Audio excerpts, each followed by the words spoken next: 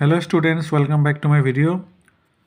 So we have started the exercise 5.3 and we have done question number 1 and 2. Now let us do question number 3.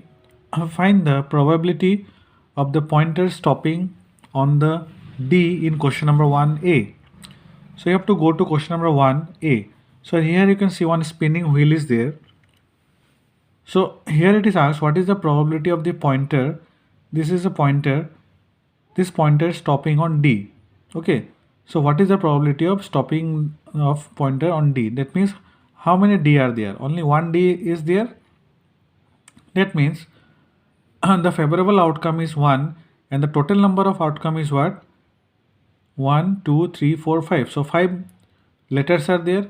That means total outcome is 5 and the favorable outcome is 1 because only one time D is there. Okay. Now let us see how to do. See all of you have to write like this. Number of favorable outcome is D, that is 1 only. Total number of outcomes are what? A, B, C, D. That means total number are 5. So probability of D is what? 1 divided by 5. Okay, this is the formula. Number of favorable outcome divided by total number of outcome, that is 1 and total is 5. So 1 by 5 is the probability. Understood?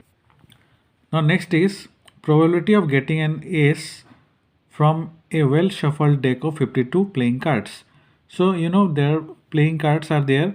So in playing cards there are 52 cards are there. So it is asked what is the probability of getting an ace. Okay, ace, how many ace are there in 52 cards? There are 4 ace. Okay, so the number of favorable outcome is 4. So here in playing cards there are 4 ace out of 52 cards. In this you have to write first of all.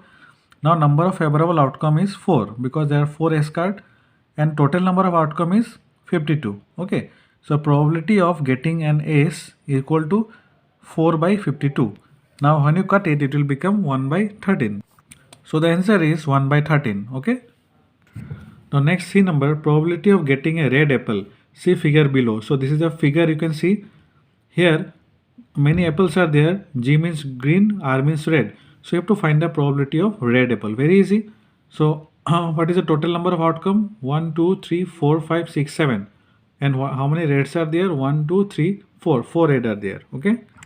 Now there are 4 red apples out of 7 apples. You have to write like this. So number of favorable outcomes is 4 because 4 apples are there and total number of outcomes is 7 because total number of 7 apples.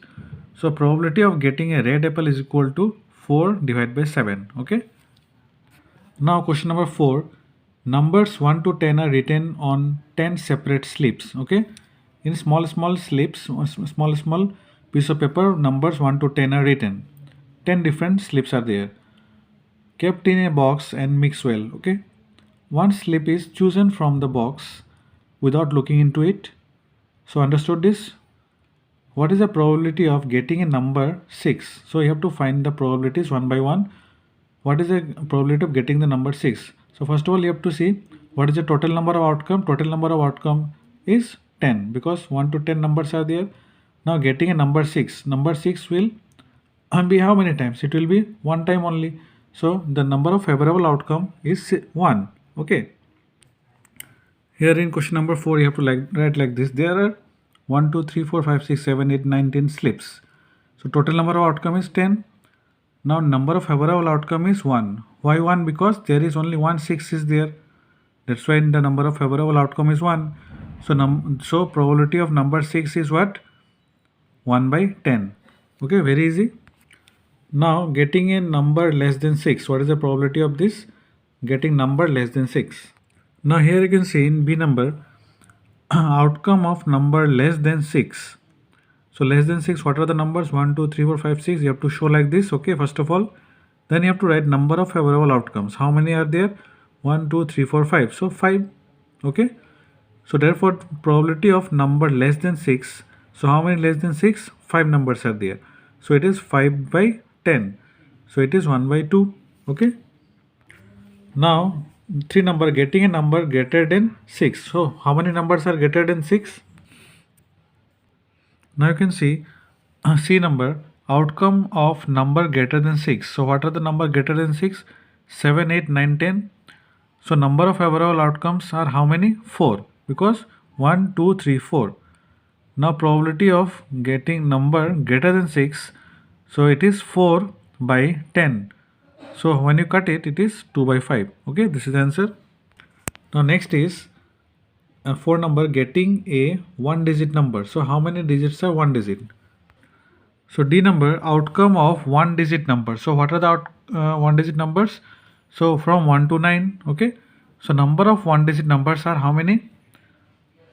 9 numbers are there. So probability of 1 digit number equal to 9 by 10. Okay, this is the answer. Now question number 5.